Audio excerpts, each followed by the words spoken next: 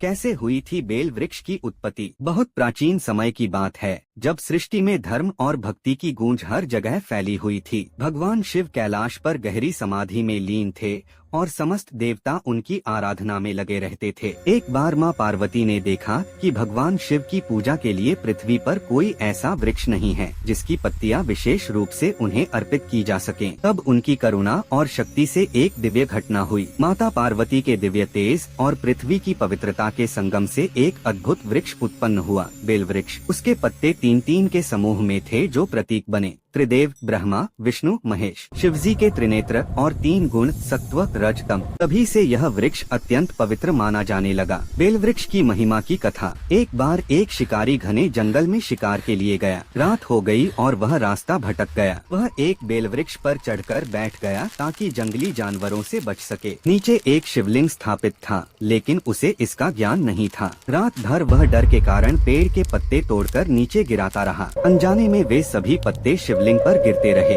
वह रात महाशिवरात्रि की थी। उसने बिना जाने ही पूरी रात जागरण और पूजा कर ली। सुबह होते ही भगवान शिव प्रकट हुए और बोले, हे भक्त, अनजाने में भी तुमने बेलपत्र से मेरी पूजा की है, इसलिए तुम्हें मोक्ष का आशीर्वाद प्राप्त होता है। और उस शिकारी के सारे पाप समाप्त हो गए। बेल वृक्ष लगाने से मिलने वाले पुण्य शास्त्रों और कथाओं के अनुसार बेल वृक्ष लगाने और उसकी सेवा करने से भगवान शिव की विशेष कृपा प्राप्त होती है। घर में सुख, शांति और सकारात्मक ऊर्जा आती है। अनेक जन्मों के पाप नष्ट होते हैं। मनुष्य को मानसिक शांति और स्थिरता मिलती है। शिव भक्ति में वृद्धि होती है। अंततः मोक्ष का मार्ग प्रशस्त होता है। बेल वृक्ष केवल एक पेड़ नहीं, बल्कि भक्ति, प्रकृति और दिव्यता का प्रतीक है। जो व्यक्ति इसकी सेवा करता है, वह अपने जीवन में शांति, समृद्धि और आध्यात्मिक उन्नति प्राप्त करता है।